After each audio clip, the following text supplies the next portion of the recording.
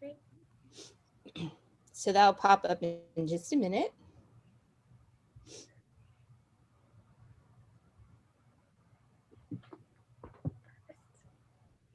There we go. Good, I'm muted. Awesome. So I'll be monitoring the chat window as people ask questions while we go. So hi, everybody. If there's anybody that's already watching, we're going to get started here in just a minute. I'm very excited with our guests today, but we're just going to hang out here for another minute while people get logged in. And of course, if you miss anything, it's being recorded, so you can always check back. Oh, we have somebody watching. Fantastic. I love it when people start coming in because I know I've got the technology working. It's working. That's what matters, right? All right. Well, hey, guess what? It's 11 o'clock. We are going to go ahead and get started. So a couple of things, housekeeping items to let our viewers know before we get started with the interview.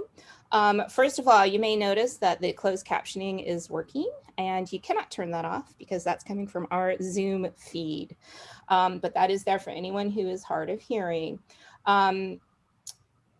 If you'd like to interact, I will be monitoring questions. Those can get popped up in the chat window. Hey, Wendy's here. Hi, Wendy. Great to see you. So I know our chat window is working. Thank you for that. If you have any questions as we go, feel free to pop those into the chat window. If you do not have a YouTube subscription or coming in from Google, you cannot chat, but you can for next time. So my name is Elena Hartwell, and I'm a senior editor here at Allegory Editing. We are a boutique editing company. We do developmental editing. We do query and submission prep, writing coaching, industry coaching, and these wonderful events with authors like the ones that we have today to give you more insight into the writing process. You can learn more about us at allegoryediting.com. Our next workshop is August 25th from 9 a.m. to 10:30 a.m. Pacific time. And that will be with Allegory founder Andrea Karen Nelson, teaching crafting dynamic dialogue through the lens of character relationships. I can tell you, I'm pretty excited about watching that one myself. Our workshops are $50, and for more information or to buy a ticket, you can go to allegoryediting.com/workshops or find us on Eventbrite. We are brand new to YouTube. We're really excited to be having this content going on. The more subscribers we have, the easier it is for people to find us. So if you would click that subscribe button on the bottom of your screen, that would be fantastic for us. We're also on Instagram, Twitter, and Facebook as at Allegory Editing. Lastly, a recording of this event will remain on our YouTube. So if you do ask questions in the chat window, just know that that is giving your consent, that is going to appear on our recordings, and we may take clips and pop up on our social media to be disseminated across various channels. With no further ado, let's get started on today's interview. I'm thrilled to have Steph Mullin and Nicole Mabry. Did I get that right? Yes, you did. Fantastic. Nicole Mabry. I'm so excited to have these two with us. The book they co-authored is the thriller, The Family Tree. It launched in there we go. It launched in the UK on June 10th, as well as in the US in ebook and audio. And the US paperback launches October 5th from Avon at HarperCollins imprint. So welcome. Thank you. Thanks for having us. So happy to have both of you here. We're going to break this interview into 3 sections. We're going to start off with the writing process. We're going to go to the publishing journey, and then I've got specific questions for the novel itself. So let's start with you, Steph. Sure. Tell us about your writing journey. What brought you to this book today? Sure. So I've wanted to be a writer ever since I was a little kid. I remember in like kindergarten writing in a journal, like, I'm going to publish a book. And at the time I was like, before I graduate high school, because that seems so old and far away, which now is hilarious. But I just really enjoyed writing, and I took creative writing classes in college, wrote for like university magazines, things like that. And then once I moved to New York after graduation, I kind of was like wanted to write still, but just got caught up in so many other things. And then Nicole and I met in my first job in New York. We were both working in a photo department together, and she started writing, and I was like, well, if Nicole can write, like, what am I waiting for? Like, I can write too. Like, let's write together and like be beta readers for each other and just like and have fun with it. So we kind of like became almost like critique partners for each other on solo projects for years. And I was kind of working on a book and I wrote a full manuscript, and then I was kind of like, oh, like I just didn't feel like it was quite ready yet. So I kind of put it in a drawer, because then I had another idea that I was like, I think this is more what I want to be writing. So then I wrote a full another manuscript that was a different genre, which was more in the thriller genre, which is kind of more what obviously I gravitate towards. The first one was a little bit more of a YA genre, so it was a little bit different. So I started kind of thinking more about thrillers, and I was really excited about the one I was writing. And then in the background of all this, Nicole and I were like, man, we have such opposite strengths. How fun would it be to write together? So she threw ideas at me for how many years, Nicole? Several years. 2 or 3 years. I was like, what about this? Calling me, texting me, like, what about this book? What about this plot? And none of them just really spoke to me more than what I was working on at the time. So we kind of kept just reading, drafts for each other, things like that. And then one day Nicole, texted me and was just kind of like very vaguely, what about something around 23andMe? And then we both kind of independently sat on it for like an hour or two. And then I called her, and we both in that hour or two had independently come up with like the exact same plot. So we just knew it was like, it was meant to be at that point. Yeah, we were so excited about it. We both had the exact same vision for it. Like, this is the book we're going to write together. And I mean, we'll get into it more when we get into the book itself, but it just felt so timely and so relevant to what was going on in society, that we both put solo projects on hold. We were like, no, this is where we're going to put our focus and our energy. And we just stopped what we were doing and just churned it out very, very quickly. So it was interesting. I wrote kind of 2 manuscripts. One was kind of half edited when I put it on hold to focus on this, but yeah, so now we're kind of doing our co-author career and just having a really fun time with it. So I think that'll be where my focus is for now. Nice. I love that. And I got to tell you, if all you did was sort of one partially edit and another, and then you got a book published, that's pretty amazing. Good, all things considered. Yeah, definitely. Most of us have a few more unpublished in a drawer. Right, Nicole, you're nodding. Tell us about your writing journey. Well, what I think is really funny about this is my experience is the exact opposite of Steph's. I never wanted to be a writer. It was never a goal of mine, but it was my mom's dream for me. She was really good at giving me advanced books for my age, just to kind of keep me busy, because I was a very overactive child. And so she would give me increasingly more and more difficult books to read. So a passion for reading started really, really young. And then, when my mom would read my papers and stories for school, she was just like, this is what you're going to do. And I was like, no, Mom, that's not happening. And so my whole life, I kind of pushed against what she wanted for me. And then when I actually have a solo novel that came out before this one. And one night I just had this really crazy dream, and it was so vivid. And I was telling my best friend about this dream that I had last night. And she was like, oh my God. And then when I got to the end, she said, what happens then? I need to know what happens in this story. And I said, well, I woke up. That's the end of the dream. And she said, right? Because I'm so enthralled with this story. I want to know what happens. And so I just kind of went, okay. And I just started writing. And that's when, I was talking to Steph about it, and when we were at work, and she got really inspired from that. And so she started writing. And so we would start setting up these dates, these little writing dates, when she still lived in New York City. And a couple Saturdays a month, we would just go to a coffee shop and sit across from each other and work on our individual projects and bounce ideas off each other. And, from that, we knew that we worked well together, even just with idea bouncing and brainstorming. And so I think that was kind of when we both decided, this is something we want to pursue. We just don't know what that project is, because we have kind of different tastes somewhat. We both love thrillers, we both love suspense, but kind of in different extremes. And so I think we both were kind of like, how are we going to find that project that is that sweet spot for both of us. So, you know, I wasn't shocked over the years when Steph like batted down all my ideas, because my ideas tend to get a little wild from time to time. But this one with the Golden State Killer and everything just happening, I told her, I was like, look, this is timely. I think this is it. And she was immediately like, I totally agree. So that's why we're here. Well, readers are thrilled. Readers are thrilled that the two of you got together. Before we move on, Nicole, I want to hit on your other novel, Past This Point, which came out in 2019, correct? And I think you just won an award. Do I have that right? Yes. Tell us about that.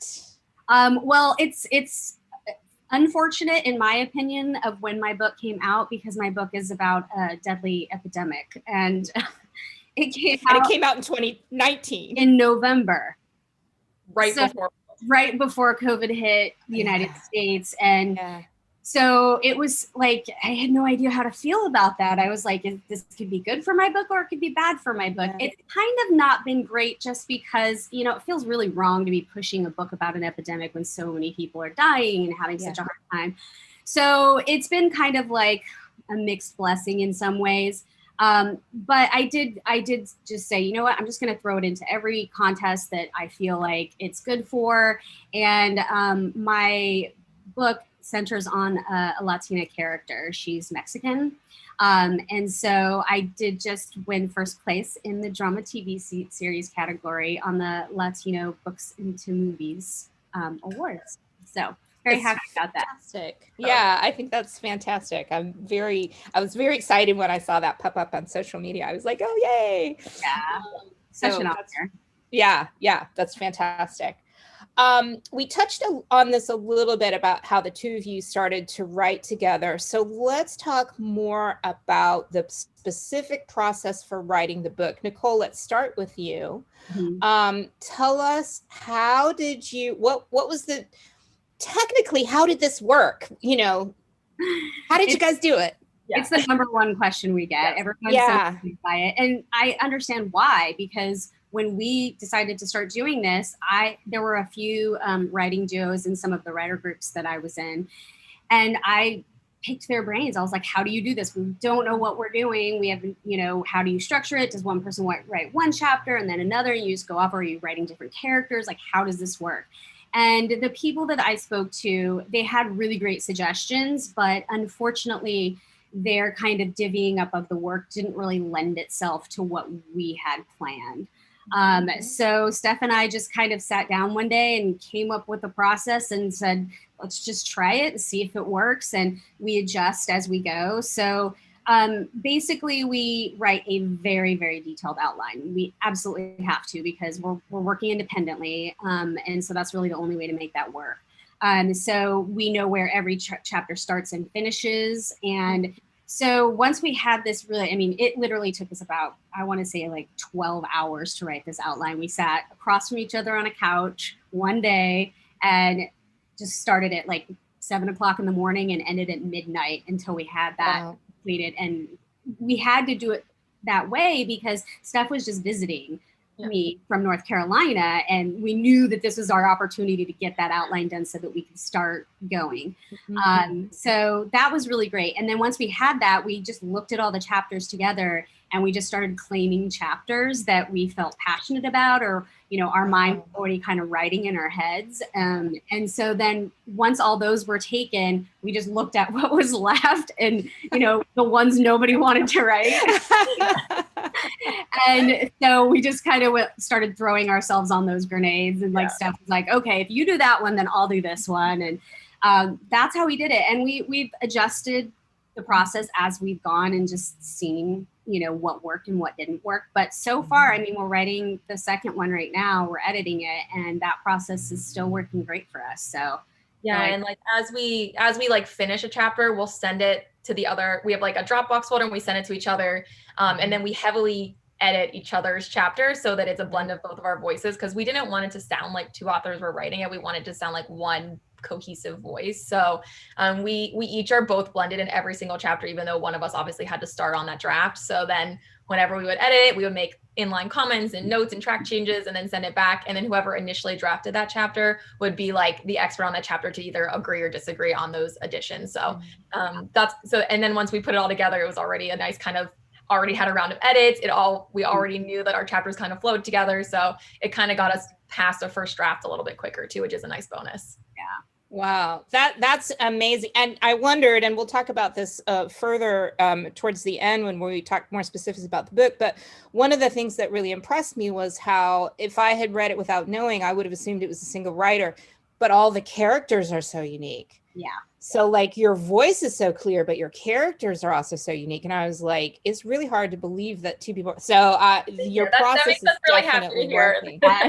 Yeah, no. And I was sort of looking for that. I'm like, oh, I'm going to be able to pick out this is one and this is the other writer. And I was like, nope, can't do it. I am curious before I go to my next question, were any of those chapters that you had to take, did any of those end up actually being a favorite chapter once you got going in it? Or was it a chore to write them? On my end, I feel like we like those chapters, but we know what a struggle it was to get through them because those were chapters that were like heavily into giving a lot of information to the reader. So, you know, you really have to organize that well. You have to present it in a way that's palatable. So it's not just an info dump. So I just feel like we were both so intimidated by those specific chapters that had like a lot of information. And so it was really just kind of like trudging through. So I love them because I know how much work went into them, but they're not my favorite chapters. I don't know. A little bit of PTSD, like writer PTSD, like layered in there a little bit. But yeah, I mean, like Nicole said, I think the reason why we weren't excited to write them was because we knew how important those chapters were. So they're more intimidating because you want to get them right. And you want, especially since we based this, because this is very inspired by true crime in real life. And so we wanted everything to, even though it was fiction, to be factual and to be believable. So I think when you're going into that mindset, you're very nervous you're going to make a misstep. And so they was just more stressful to write them, even though we know they serve the story really well now that they're in there. So, yeah, I totally, it's like that. It's that ADHD child. That's a lot of work. You love them to death, but man, you're tired by the end of the day, right? Yeah, you're meant to. I get to say that because I'm married to someone with ADHD, so I'm very familiar with that. I feel like those chapters also were like the ones that required the most editing too. Like I feel like our editor could feel that we were tentative about those chapters and not 100% sure how to handle them. Or that we over-explained to them, maybe. Over-explained it, yeah.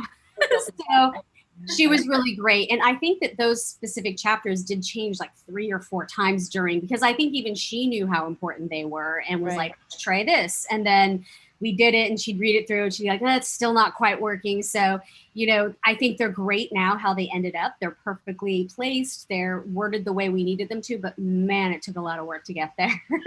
Yeah. It's amazing how much our confidence as writers comes through. Right? It really does. Now I'm like, I want to go back through and see if I can pick out what chapters you guys are talking about. I think I have some ideas. I have some ideas about where they might be. Let's talk a little specifics about your actual individual writing routines. Steph, I'm going to start with you. Like, do you write in the morning? Do you write every day? Do you take breaks? Like, what does your actual writing process look like?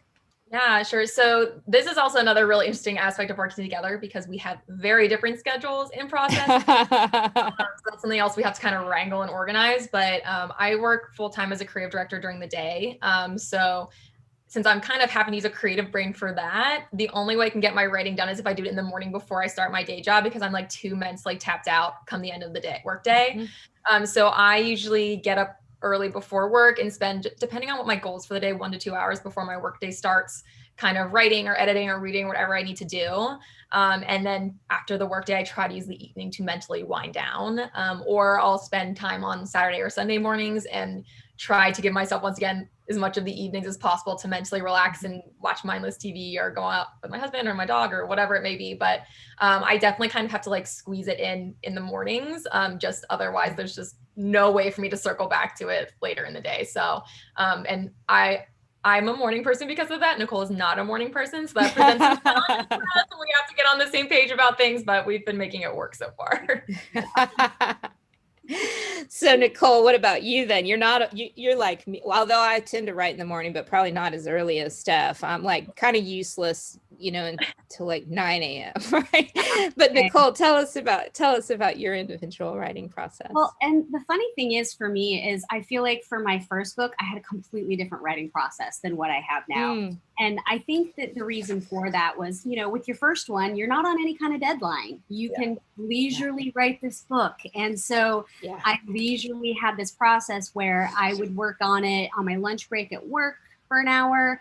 And then on the weekends, I would go down to this restaurant that's nearby when they were changing over from lunch to dinner. And I would just sit down and have a glass of wine, and I would sit there for 3 or 4 hours and write on Saturdays and Sundays, because I just felt like getting out of my house really kind of forced me to take the task seriously and not like get sidetracked by social media or whatever was on TV. So that worked really well. But for this one, like Steph said, it was so timely and we knew we needed to get it out there really quickly. So I don't think there was really the time for that. I couldn't be leisurely walking down, you know, doing that. So I sat on my couch the entire time. And my workday, I do work full-time as well, but my workday is very up and down. I can have days that are just swamped from the minute I get in until the minute I log off. And then other times I have like one thing to do all day. So I just kind of wait until those times happen. And when I have them, I grab onto them and I just get in and I start writing. But the one thing that has totally stayed the same the entire time is every book I have, I pick a song that is inspiring and like pumps me up to write and like makes me feel like confident about what I'm doing. And then I listen to that song before I write, and then I dive in and I write. So I love that. Can you share what song it was for this book? This book was Girl on Fire by Alicia Keys. That's amazing. I love it. I love it. That's fantastic. First one was Roar by Katy Perry. Excellent choices on both of them. And you listen to the music first and then you work in silence. Is that right? And I sing at the top of my lungs. I'm just like trying to pump myself up and be like, yeah, you're awesome. You can do this. And so it works. I don't know why, but it does. Whatever you gotta do. I love it. I think I got to try that. I love that. I think that's fantastic. Yeah. So funny. I love that. And you said, you also mentioned about how different it is to be writing under a deadline. And that really does sort of change things up, having that. And we're going to talk about your next book here in a little bit. So, but I'm going to shift gears a little bit and talk specifically about the publishing journey. If other thoughts come up about your writing, absolutely feel free to share that with our listeners, but with our viewers. But I want to make sure I get in about the publishing journey, you guys. You had a really interesting way that your book came out. We'll talk about the tea, but I want to start with, how did you know when this manuscript was ready to query? And were you both equally confident, or was one of you like, it's time to do it? Like, how did that come about? Whoever wants to answer first can jump on that one. How did you know it was ready to query? Nicole, do you want to? Or do you I'll do the first part, and then you can talk about like everything that happened after that. So we decided pretty early on that because there are two of us, we wanted to have beta readers on both sides. So like Steph said, as we were writing it, we were editing it heavily back and forth, and before we even got a full draft. So we would just be editing in chunks, a chapter here, a chapter there. So by the time we actually got it into a rough draft stage, while the page and word count wasn't where we wanted it to be, what we did have on the page was pretty edited already. So we were a little bit further along. But then once we had it to a place, and both of us were on the same page, once we got it to a very specific page, we both looked at it and we're like, we know there's still work to be done on it, but we don't know what that work is yet. So we decided to have 2 beta readers on her side, 2 beta readers on my side that we would choose for whatever reason we thought, and we would send it off to them and get their notes. We did that, sent it off, got back the notes, loved all the notes, dug back in, redid it, started querying because we were like, okay, great, we're here, we're querying. And we started getting some notes back that we hadn't heard from our betas. And so we paused. And we both decided what we needed were a couple of really analytical beta readers, people who are good at catching those little details that you don't normally catch. So Steph found one on her end, I found one on my end, we sent it to them, and they just gave us completely different notes than our first betas did. And so we learned really quickly that we need those three. We need all three on each side, instead of trying to do two like we did before. And that ended up doing the trick. It really got us to a great place. And then I'll let Steph take over from there. And I want to clarify real quick before we go to Steph, that how long a process are we talking here from the time that you decided to write this book to the time you were querying and you had done multiple rewrites and out to beta readers and all of that? Or how long a process are we talking about?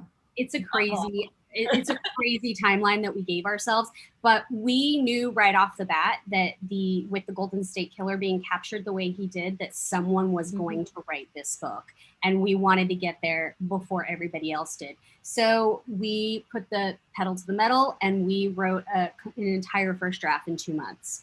I couldn't even believe it. Again, spent like a month editing, so it was only about 3 months total. Wow. Which is easier to do when there's two of you, for sure, but still that's still crazy, because like if it had been one of you, it would have been what, 4 months, 5 months? That's still crazy, right?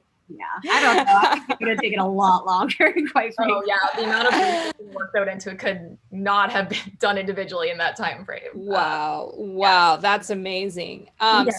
So you were both felt really confident then after, so you'd done the first round, you'd had the beta readers, you went out, you were getting all these responses from queries that weren't positive or weren't a yes. Send it out to these other beta readers, and then you both are like, we are ready to query again, right? And so then Steph, I think you're going to take over and tell us about PitMad. Yeah, then it gets interesting. So we had a very strategic spreadsheet of agents and that had the interest we were looking for and were accepting submissions and all of their requirements and everything. And so we sent out to some more batches, and we were getting really excited responses. We're getting a lot of full manuscript requests. People were like, this is such a great topic. They were excited. And then the pandemic hit and everything came to like a screeching halt. Everything just kind of dried up. The agents were all kind of like, oh, we don't think publishers want dark material right now because the world is so dark. We don't know if this is the time to take a risk on this. So it was really disheartening. Like, we were trying to pivot, looking for people who specifically liked darker material and trying to see if there's anyone that would be willing to take it on. Because I mean, as us and all of the people in our circle feel like we all still wanted thrillers. Like, none of us were like, the world is too much to have a thriller right now. So we were determined to try to find a home for it. But eventually we just really felt like we were like running into a wall, like just nothing was happening, which I think a lot of authors experienced that. So then right when we were about to put it in a drawer and just wait until the state of things improved, I was like, you know what, Nicole, like there's a Twitter pitch party coming up called PitMad. Like, why don't we just throw it in there, see what happens? If nothing happens, nothing has changed, we just put it in a drawer. But best case scenario, something we get a response, right? So for anyone who doesn't know, PitMad, you can tweet a pitch to your book like 3 times a day. And any agents or editors who are interested in it can like your tweet as a request to submit your material to them. So we tweeted our pitch out that day 3 times and got responses. And then our editor at Avon actually was one that liked our tweet. She read our manuscript over a weekend, like devoured it, really loved it, immediately reached out to us. And then she started working with us. And from that conversation, we ended up getting a 2-book deal from Avon HarperCollins. So, and it was interesting too, because she was also Avon Books with HarperCollins is with the UK division of HarperCollins. So it was another kind of interesting, exciting layer of, we kind of started out on an international stage. So we were getting kind of the UK and US 2-book deal at the same time, which was pretty amazing. So we feel very lucky, and we're so glad we pivoted and did not put it in a drawer, because it did find its home. But it was definitely not the journey and we thought we'd have. So we didn't have an agent. We went in without an agent directly to the publisher through that channel. And we just found ourselves a really great UK literary contract lawyer who kind of helped us in the negotiations a little bit. Since we were new, we wanted to feel more comfortable, especially since we weren't sure if like UK language was different than US language, that kind of thing. So she was an invaluable asset through the whole process. But Avon was amazing. I mean, they've been so transparent and lovely. So it was a great smooth process in the end, but not what we thought when we first went into the journey. That's amazing. It's such a great story. And I'm curious, once you had signed then and the editor loved the book, but Nicole, let's hop to you. What's the process? What was the process then? Was there a lot of rewriting? How did that work? Now that you have a third voice in the mix, right? Oh, right. It was actually really great. Pretty much everything that she mentioned that needed to be adjusted in the book, we had already been thinking about those things. Wow. And if we hadn't been thinking about it, immediately when she said it, we were like, oh my gosh, why did we not think about it? Brilliant idea. I would say that the majority of the rewriting was really on those pivotal chapters. I mean, like that we mentioned before. So many different times. The ending changed several times. Instances with the FBI changed several different times. So yeah, I feel like it was mostly those chapters. But she agreed. She wanted to get it onto the market as quickly as possible. So what we signed, and I think that they sent it to Frankfurt as an arc. Like we rushed to that deadline just so we could get it into Frankfurt. Yeah. So it was a mad dash. She combined content edits and copy edits into the same edit. So that was just like really like interesting. And I didn't have a problem with it. I don't think Steph did either, because we both felt the same way. We wanted to get it out there as soon as possible. So, but I can't imagine doing that again. So how fast was that process between the time she said yes and the time you had signed off on final proofs? Well, we talking it was kind of interesting. So she actually worked on edits with us for a few months, maybe 2 months before we got the offer. She wanted to set it up before she took it to acquisitions, because she knew that there was like a couple of things that would really help it. So she just kind of worked with us on good faith first, just knowing that we were also excited about the relationship with her. And so what was that? We did PitMad, was that maybe in like March or April or May, somewhere in there. And then we got whatever that date was. And then we worked with her maybe for a month and a half before we got the contract itself. And then from there, she kind of kept editing with us during the back and forth negotiations, like just on good faith yet again. And then once, I would say, so that was June, July that we were kind of working with her after that. And then we had a fairly finished draft to go to the Frankfurt conference in October. So, and then from there it was just kind of proofing, the final proofing and read-throughs. Right.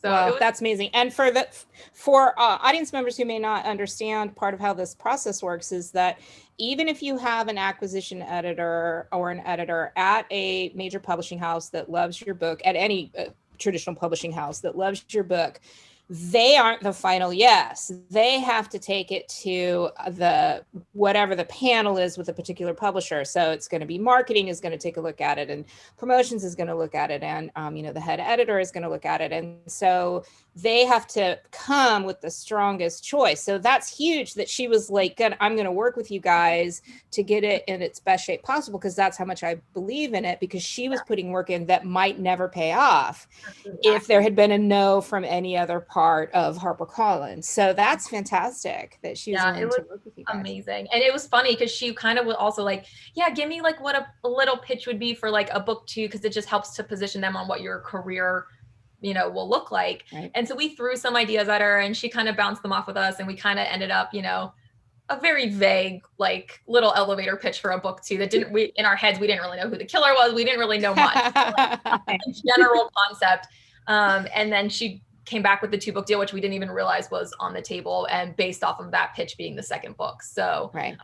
So it was amazing. And they were right out the gate, like, HC360 is going to also publish it in like the US and Canada at the same time and all this kind of stuff. So we were, especially as, a debut team, we were very pleasantly surprised all of a sudden that we had 2 books instead of 1 when we hadn't even really figured out that second book yet. So that was pretty amazing. And all of this is happening in the middle of the pandemic when nobody knows what's going to Right. happen. When nobody knew what was going on. Yeah, absolutely. That's amazing.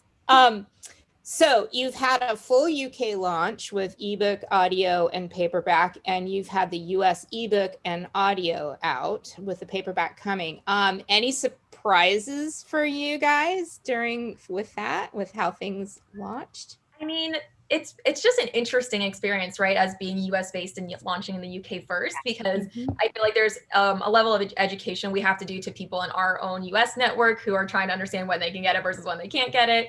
But I think we were very pleasantly surprised. The audiobook has been getting a lot of interest and downloads, and our publishers like, this is really great, because it's sometimes as they've used audiobooks are a little hard to get in front of people. So I think that was a pleasant surprise for us, which I mean, we love. We're so glad it's finding places. But yeah, I think it's just, we didn't really know what to expect because this was such a new experience for us. And I think we've just been really pleasantly surprised by all the support on both ends of the ocean, so to speak. Right. So now we're just excited, and it's kind of fun. We get to celebrate twice. So now we get to for the US paperback launch as well and kind of have a second celebration. So that's a lot of fun. Well, and since I had already gone through this process once before with my first book, there wasn't a lot about the publishing process that surprised me. I think the biggest thing that surprised me through the whole journey with Steph was how little we disagreed. Yeah. I mean, it was like maybe one or two things that we disagreed on, and then we kind of came to either a compromise on it, or we would go back and do more research and figure, come to a compromise that way, lean on the research that we had. But I think we both expected it to be a much more rocky road with disagreements and arguments, and it hasn't been like that at all. It's been such a ride together. So that was a pleasant surprise. Yeah, we were a little nervous. We're like, we hope this doesn't ruin our friendship becoming business partners and co-writers. But yeah, I mean, like she said, it's been actually so much smoother than I think either of us anticipated. It's just made the process really fun having someone there to kind of share all the ups and downs and deadlines and brainstorming and all that kind of stuff with. And it's nice that you kind of get to always split the work in half, because as you know, between the writing and the marketing and the editing and then working on the next one, there's always something to work on. So it's nice getting that. Share the anxiety. It's true, because it is an industry where there is no guidebook. There's no obvious path. There's no way to know if you're making the right decisions. So for you two to be going through it together, I think and to do it so well, right? Like that, not fighting. That's pretty remarkable. Yes. Anything you would have done differently about any of that? It sounds like you're just like, nope, it was golden. We're good. The one thing we talk about that we wish we would have done differently all the time is that we wish we would have made a combined Instagram account because social media marketing is so big, and we have a combined, Facebook author page. We have a combined website, but we kept our own Twitters and we kept our own Instagrams. And we felt like at the time that was the right call, because we already had separate networks and we didn't want to risk losing people from those networks by being like, go follow this new account. Like, we just wanted to continue. But now we feel like it's like, do we just share the same things, even though we have crossover followers? Do we who shares what? When do we share it? So we always have to tell people to check out both, or one of us has to kind of pick which one is our thing that we want to focus on. So I think from a marketing standpoint, that's something that maybe we would have assessed differently if we knew what it was going to entail down the line. But I mean, as far as writing together in our process and everything, I feel like I wouldn't change anything. Yeah. So. And you never talked about writing under a single pseudonym, pen name. It was always going to be both your names on the book. They asked us if we would when we first started the contract discussion. But I think both of us felt really passionate about our names being on the project, especially because we both also are solo writers on kind of on an outside realm, and we already have, Nicole already had people being like, when's your next book coming out after hers came out? And it's when it's your dream, you kind of want to see your name on there. So I think neither of us were really willing to give that up. And they were very supportive of that, even though I'm sure it would have been a lot easier for everyone if it was a single name. But yeah, they were really supportive of our decision, which we're very grateful for. And at the end of the day, it's nice that we both get to have our name on there. I shortened it so that my full name's Stephanie. So I was like, if I take off some letters, does that help with design? Right? Because people don't think about the fact that names have to fit on books. Yeah, we tried. We thought that would maybe help if they were both a little shorter. So that was kind of where the compromise. I also think that we kind of sold them because they were really big on like branding us as a specific type of writing duo. And so when we went in and we went back, we were like, well, we're planning on branding this as Mullin and Mabry. And doesn't that sound really good? And they agreed. They were like, oh, that's great. So we did a good job of selling them on that branding. It really does. And that's so interesting about the, I know like when I changed from Elena Hartwell to Elena Taylor, I went through some of the similar things of, do I keep separate Twitter accounts? Do I, how are we going to navigate this? And it's so, when you've got a lot of followers, you're like, oh, I don't want to start over from scratch. And how do you sort of navigate that? So I totally can understand how that was sort of the, maybe we should have done this a slightly Would have been nice to just have one account to worry about, though. But, right. I mean, maybe someday we'll do it, but for now we're just kind of have like, I focus a little heavier on Instagram. She focuses a little heavier on Twitter. Just because both of those are kind of our comfort zones, and we're starting to figure out TikTok, but we're very new over there. So TikTok. Yeah. We're trying, we're working on it. I love it. And another thing that viewers may not know is that it's often actually in a contract, may have been in yours, that the size of the font for the author's name in comparison to the size of the font for the title actually can be a thing on a contract. And so having two, I don't know whether it was on yours, but so having two names, it can actually be a little bit of a complication for the cover artist because they are required to have the author name at a certain font size. So don't know if that happened with you guys, but I kind of want to go check our contract now and see. I want to go look and see. I mean, I think how they did it is lovely, so I don't have any issues with it. But I'm just it's beautiful. It looks it really is. It's beautiful. But that can be a thing. So your deal, as we talked about, your deal with Avon is for 2 books, which is very exciting. Anything you can share with us about the second novel that you're willing to be public about? So obviously we don't want to give too much away, but it's been an interesting journey for us because it's very different than our first book. It's still a thriller, of course, but it leans a little more psychological suspense and like very character and atmosphere driven, whereas I feel like The Family Tree was a very much a commercial plot based book. So it was a very interesting challenge for us because neither of us had ever written a book that skewed more on the psychological suspense side. And so it was kind of fun. We had to learn a lot of new tricks and, really finesse a lot of the character arcs and reveals and that. So it takes place in a small mountain town near Asheville, North Carolina. And it's one of those towns where, everybody has secrets. You don't know who's hiding what. And it centers, of course, around a young girl's disappearance 15 years prior and when her body is discovered and things go awry for a lot of people. So we're very excited. It's a really fun story. And, it's like I said, this came off a little pitch of whenever we signed our contract that has since morphed into something that we didn't realize it would morph into. But we really love how it's turning out. We actually turn it into our editor tomorrow after our first So so we're excited about it, but we don't want to give away too much of the secret plot devices we put in there yet, but hopefully they'll start making some announcements about it soon. It's looking to come out early of next year. Fantastic. And Nicole, was the writing process about the same then for this second book? Did you guys divvy up chapters, same kind of routine? All of that was the same. I think that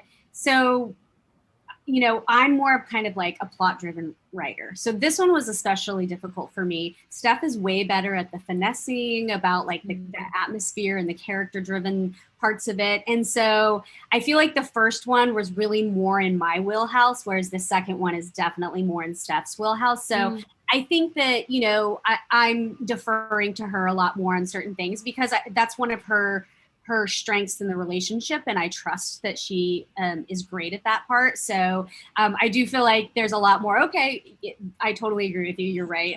I'll bring something up and then I'll be like, nope, you're right. So, but other than that, we're still doing the chapters the same way. And, just kind of bouncing things off each other as we go. We literally talk via FaceTime, I would say probably about 3 or 4 times a day.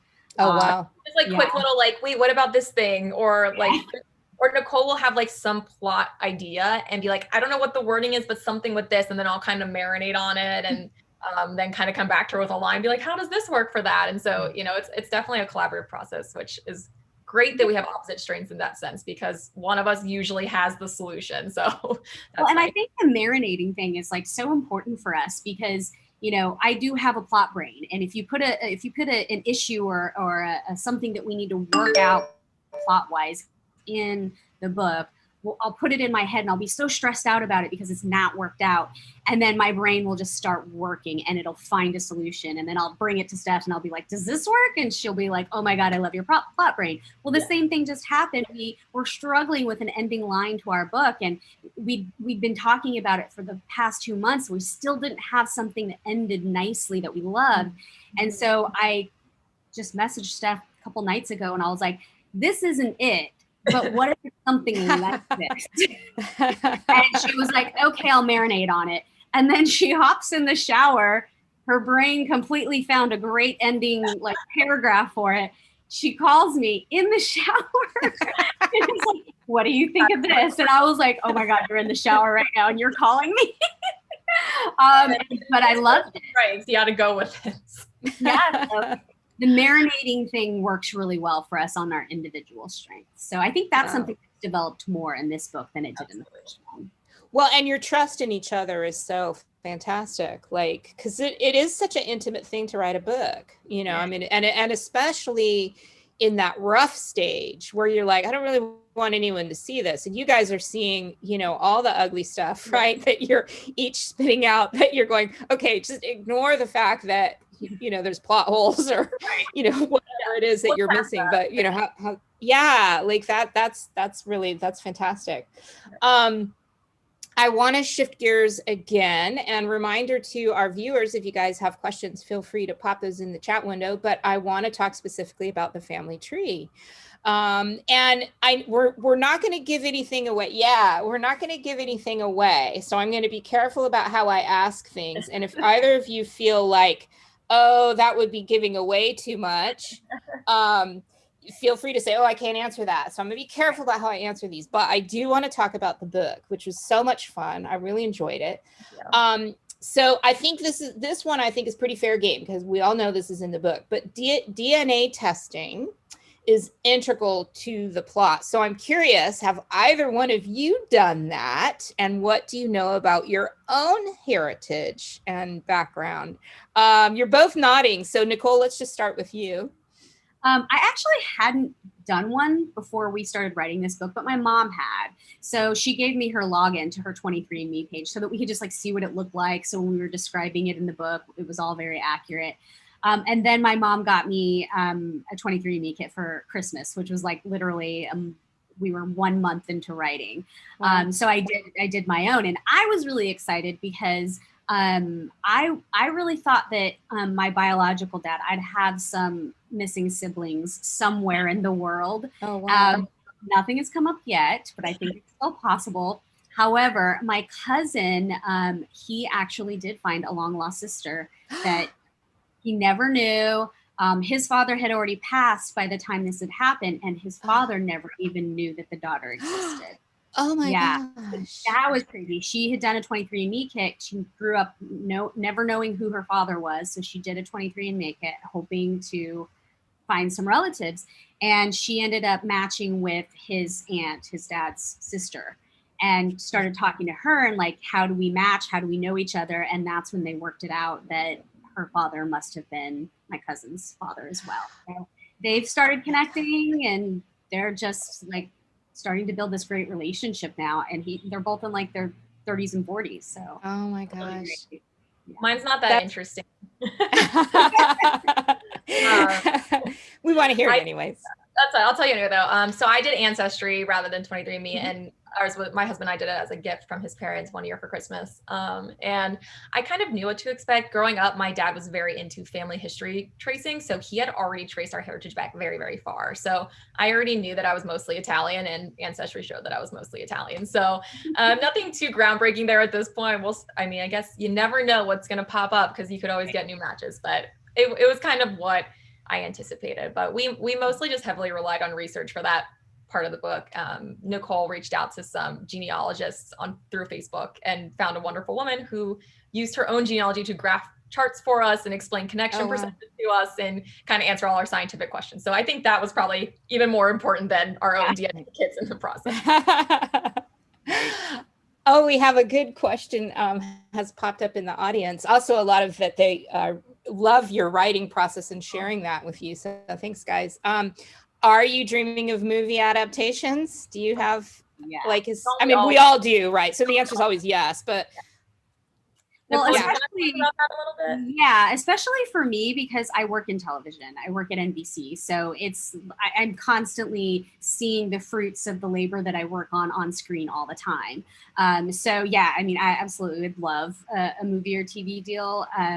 When we signed the contract, the TV and film department at our publisher was really excited about our book. And so they really wanted that. So we're hoping it'll happen, but you never know. I mean, it's a crap shit. Being those squeaky wheels fans, like I'm telling you. Well, I'll tell you, I could really see this as a Netflix, mini series, short series like that. I think that would be a really sweet spot for the way this book is constructed. Yeah, I think which series are so cool now that are coming out. Like all those limited series are just love them. So yeah, it's so exciting. So talk to us a little bit about the structure of this novel, the way that you, and I don't think we're going to give anything away because it's pretty early on that we learn sort of how it's constructed. Can you tell viewers how it's constructed and like, how did that come about? How you chose to set this up? Steph, let's start with you. Nicole can kind of take over a little bit. So we actually had a conversation about this. I was in North Carolina at that point. She was in New York, and we were on the phone and we were debating how to structure this book. So we kind of were talking about it, and we were basically like, okay, we know we want to make this a unique structure to the story. And we wanted to make sure, since it is a serial killer book, that it didn't just glorify the serial killer. We wanted to make these women victims be real human beings and have a little bit of a voice in what their experience was. So we knew right out the gate, like we wanted to have alternating chapters, and we wanted to show the experience of the victims in a way that wasn't too graphic and off-putting, but that humanized them. And so we went back and forth. We had a very big debate on, do we just follow one pair of victims, because he kills people over a 40-year period. So we're like, do we follow one victim or pair of victims? Do we, jump around? Do we just follow his experience? So we had that kind of debate, and we were afraid we were taking a risk by going in the route that we did go, but it was what we wanted to do. So we're like, you know what, we're going to write it the way we want to write it. We want to do this kind of multi-tiered system where how you're getting views into his process in a very different way. And so we just kind of went for it. And Nicole, you can kind of talk to a little bit about the inspiration as far as like your interests outside of, but yeah, it was a decision we made very consciously, not sure if it would backfire. So we're very pleased that people have been enjoying it. Yeah. Well, I mean, I'm a much darker person than Steph is. I'm horror movie obsessed. I watch over 100 horror movies a year for my my yearly top 10 list. So, the victims chapters really intrigued me. I was like, I really want to dig into those. And, I wrote them almost darker than they should have been. And Steph had to like rein me in, and she's like, okay, that's a little too far, Nicole. That was really fun. But then there's several little like things that we wanted to structure around it. I don't want to give them away, but like each pair of women kind of leads into the next, and we kind of stringed that together with certain things along the way. And so that was really interesting. There was like charts and graphs and things of like from each woman, what we're doing with each one, so we can connect each story together and things like that. So, and then there's also a little horror movie breadcrumb in the victims chapters that goes through each one, which one person actually caught it. And I was so excited when that happened. I was like, oh my God, are you kidding me? Like, I thought nobody would get this but me. But so I don't want to say it yet, just in case there's others out there who maybe want to message us on social media so we can give you a because it's very exciting when people catch it. Well, I really love that. And it was something I'd never seen before. And I mean, I can go dark too, Nicole, but I appreciated about it that I just really felt that they were real people that I was getting a glimpse of rather than any kind of exploitation. Like, I thought that was beautifully handled, and they were some of my favorite chapters. Thank you. Yeah. And I think, yeah, right. I think that, but they're some of our favorites too. yeah, I totally can see that. I thought it was just, you know, wonderfully constructed and really thoughtful and also very unique. We've got a question from Andrea. What was the experience like trying to get inside the killer's head? Nicole, I think you should start that one, dark, since you're our dark writer. Yeah, I mean, and the very first chapter is really it's the prologue, and it's the only chapter you'll see from his perspective. And so that was really, it was writing itself in my head even before we had even written the outline or anything. And so that was really fun for me. I was just like, okay, devious part of my personality is going to come out now. And how creepy can I make him? And this is my one shot to really kind of get inside his head and really show the reader what that type of mind looks like. So yeah, for me, it was amazing. I loved it. Yeah. And so Nicole, like she mentioned, is more of like a horror background. I come from more of a true crime background. I'm like very into true crime and true crime books and podcasts and all of that.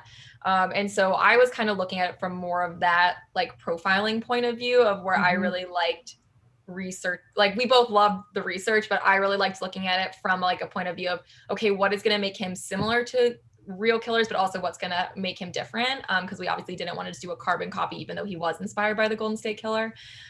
So that was really fun for us, and we talked to an FBI agent so we could pick his brain about the profiling and all of that. So I think it was more fun than it was scary, I would say, especially like Nicole said, since, you know, we are not in his mind all the time, since we are focusing more on the victim. So it's, you kind of just get tidbits of his personality and the way he interacts with them. So I don't know. It was a lot of fun for us. I think that we really enjoyed how those chapters ended up singing off the page. So, you know. Yeah, I mean, I think on the victims chapters, I think what we enjoyed the most was kind of showing little tidbits, like Steph said, of the serial killer, but through the women's survival. It was more about them, but then also kind of showing his process in little steps as we went. So I think that was just what really interested us the most. Right, because it made them central. It made them what was important in the story. You don't want to like, we didn't want to glorify him and steamroll over like these victims who are real women, because I think as women, being a victim is one of our biggest fears, right? And so how do you kind of tackle like, well, what would happen if real people like us were in these situations? Because there are real victims out there. We want to make sure we're not doing them a disservice by brushing them under the rug. So so that was really important to us. Excellent. Yeah. And it works really, really well. Let's see here. The protagonist, Liz Catalano, is she completely separate from each of you? Is she a blending of the two of you? Is she more like one of you than the other? I love the expressions on your faces right now are priceless. How did she evolve as a person? Because she's very, you know, complex and layered and all of that. So definitely a blend, I would say. She has like a very distinct need to know everything, which is very me. Like I cannot not know things. Like I very need to know. That's why I follow true crime news and like headlines, and I just have to know everything. So she was very much got that personality trait from me. But it's an interesting blend in this book, because also culture was very important to us with this book, because it's about family history and where you come from, and it's about her, you know, it's not just a serial killer book, it's also the alternate chapters about her journey to find herself and who she is and where she comes from. So she grows up in this Italian family, and that's my experience. You know, I grew up with a family that was very Italian, and so, you know, pulling from her experience with her adopted family, you know, comes from a lot of my childhood experience. Whereas then this family that she ends up discovering comes more from a background similar to Nicole's experience growing up with her Mexican culture. So it was actually really cool to be able to blend both of our backgrounds into one person, and her kind of pulling between the two of trying to figure out who she is. So I really enjoyed that aspect of creating Liz. Well, and you know, the funny thing is someone asked me this the other day about like do we feel like one of the characters is more me or more Steph?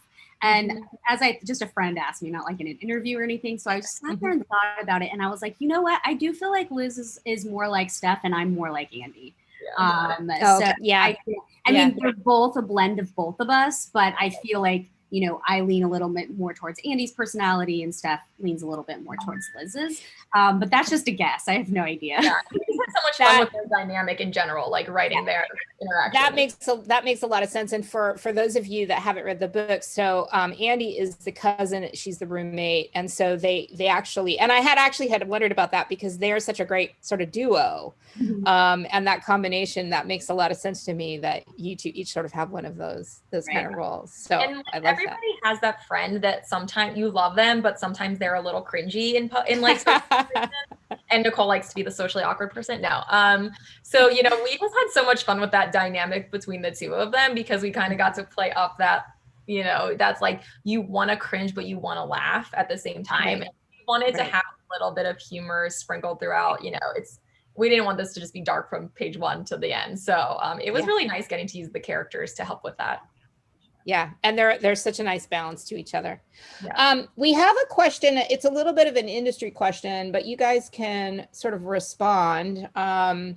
So oftentimes we hear from authors that Hollywood makes sweeping changes when they adapt a book into movie form. And Wendy's wondering, is it disheartening, or do authors have meaningful input that shapes final cut? I know you can't really answer that because your book hasn't been made into a film, but you have a sense of it. So, and you've had an audiobook made where you have another voice interpreting your work. So can you speak to that? Each of you speak quickly to that. Then I have a final wrap-up question. Nicole, I can speak to the audiobook then if you want to speak to the other half of it. So we felt very, very, very lucky with the audiobook production, because HarperCollins made it their goal to find someone from the same exact cultural background as our main character. Wow. So they, even though it had to be recorded in their studio in London, they found a woman who lived in London now, who was from New York and also had the same Mexican cultural background as Liz. Wow. So that's awesome. So authentic, which was incredible. And it was very cool because they did their legwork to find her as an authentic voice. And then they sent us some cuts of her doing different levels of accents and things like that for us to kind of listen to and say if we agreed and sign off on. So that was a very cool part of the process that I didn't really anticipate. So yeah, we felt really lucky that they were able to find her. But Nicole, I think you probably have a little more insight into the film side of things. So I'll let you handle that. Yeah, I mean, it was definitely, especially coming from a television background, it was very important to us that if we were going to release the TV and film rights to our publisher, that was one area that our publishing lawyer really worked for us. We had very specific things that we wanted out of that. Like, totally happy with them to have it because we have full trust in the Avon team. But again, you have seen things where people get a movie made and it's completely different than the book and it's a little disappointing. So we did negotiate in just like consultation, like on the contract of what they're going to be sticking to. And we wanted to get negotiating power within that contract. So that was one thing that we were able to get. So we're hoping that if it does happen, that at least we'll be able to see what the contract itself looks like. And if we can get something added by our lawyer that says something about sticking to a certain percentage of the novel or something like that. Quite frankly, I don't feel like this needs any adjusting from the book to the screen, but you never know. I mean, you know, editors or producers and directors sometimes have different, you know, ideas, and some of them are more hands-on than others. So we'll have to wait and see what happens. I would hope that it would be relatively close to what's in the book, because I feel like there's a lot of really compelling things that would play out really nicely on film. But it also would be so different between a 2-hour movie and an 8-hour miniseries, right? So it's partly the medium that it ends up with. Whereas if it's 2 hours, you're going to cut stuff, have a different focus than a longer piece.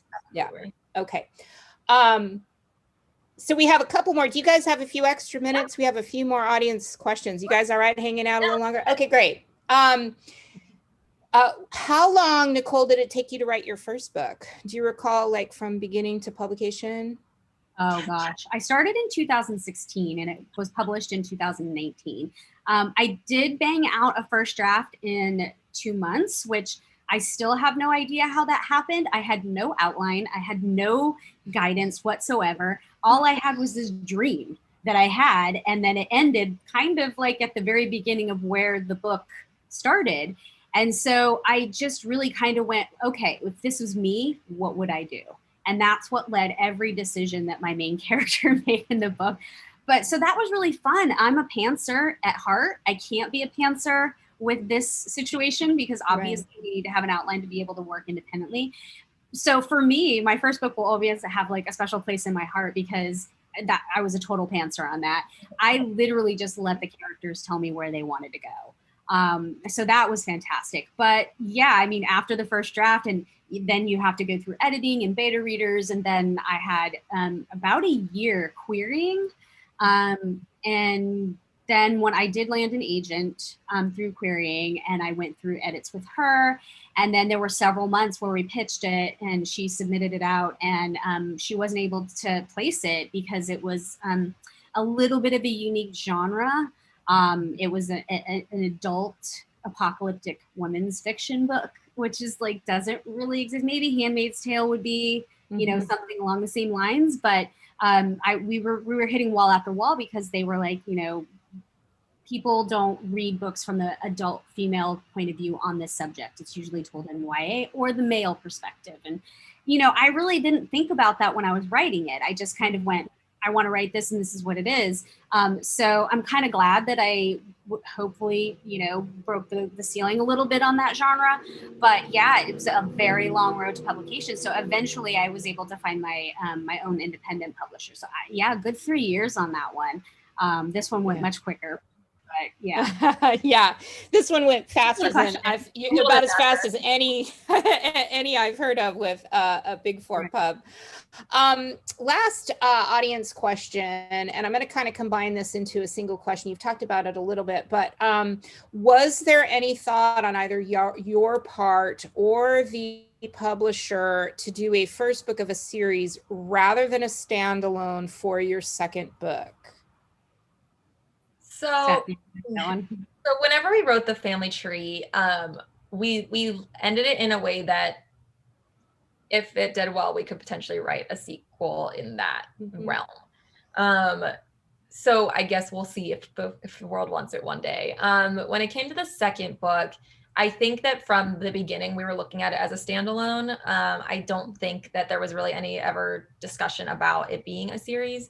But I think that pretty much as debuts, that was kind of just the mentality we went into it with, was that we wanted to do well as a standalone. And then if we did really well, like, you can always probably turn it into something more than that. But we didn't want to hang our hats first on a series and then, you know, heaven forbid, nothing comes of it and it doesn't do well, and then you're kind of stuck in this series and you don't really have anywhere to go with it. So I think that our mentality was always like, let's write it so let's write the first one and the second one so they work as standalones, but then if they do really well, writers are creative people, right? We can always find a way to make a second book happen. So I think that was kind of the way we looked at it.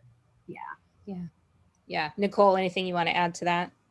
No, just that like I said, the ending changed on Family Tree, and I think our original ending was really just kind of like, that's it, it's done, there is no potential for a sequel. But when we worked with our editor and her suggestion was something different for the ending, then we took it and ran with it, and then we both talked about it and we were like, well, this actually could be a good way to leave it open-ended. So that you get an answer, but there could be more. Like more, you have an answer. Everything's wrapped up for the most part, but there is the potential for it to lead to another book. And I think that kind of ended up happening on the second one too.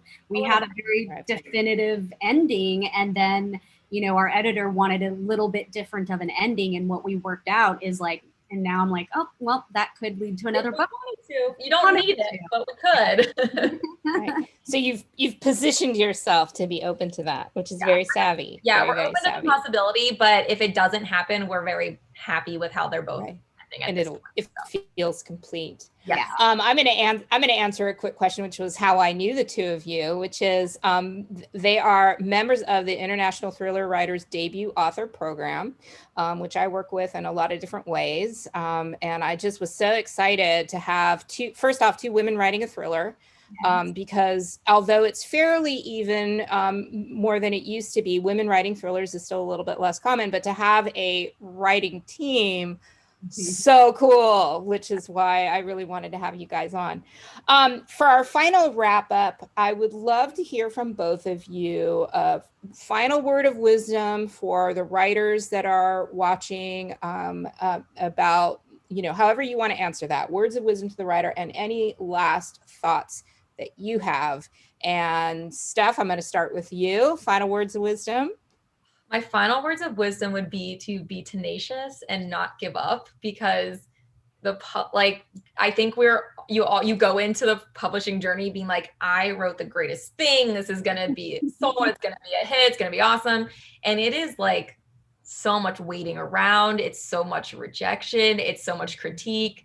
It's a very personal, passionate, subjective thing that you're creating. And so I think having thick skin and not getting offended by if you're waiting for months for a response, or if someone points out something that's not working, or if you have to keep, like we had to pivot and find our deal through PitMad rather than the agency route. I think that just being open to whatever path presents itself and not giving up, because I think a lot of authors probably give up because it is hard, and it is a long marathon of a journey. And so I'm so glad we didn't give up, because now it's led us to this really amazing second career for both of us. But yeah, I think I don't know if I would have given up if I hadn't had Nicole also like kind of pushing me forward. So I'm just really grateful that we just looked for new avenues in. So my number one advice is, be tenacious, don't give up, and just work on that thick skin, because you kind of need it in this industry. You're gonna need it. Yeah.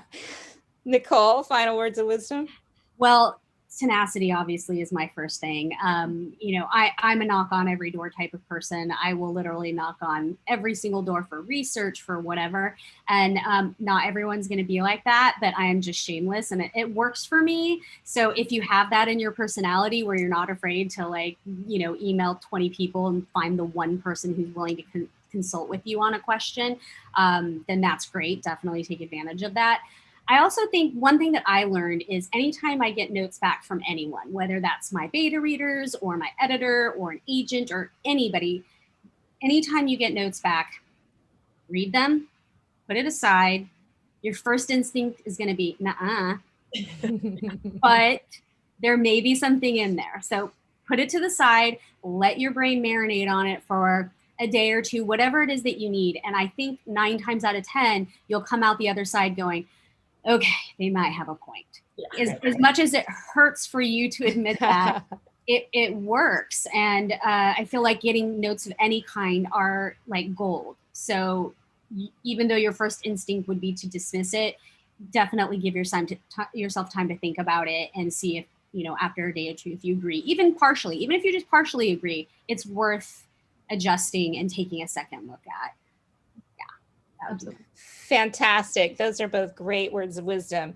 Well, we're going to wrap this up for our viewers. If you've missed any of this or want to watch it again, it's going to be available indefinitely for the all end of time on our YouTube channel.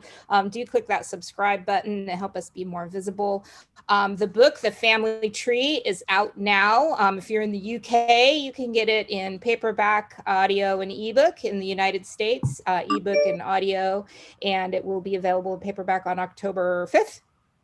Did I have that right? Yeah, October 5th.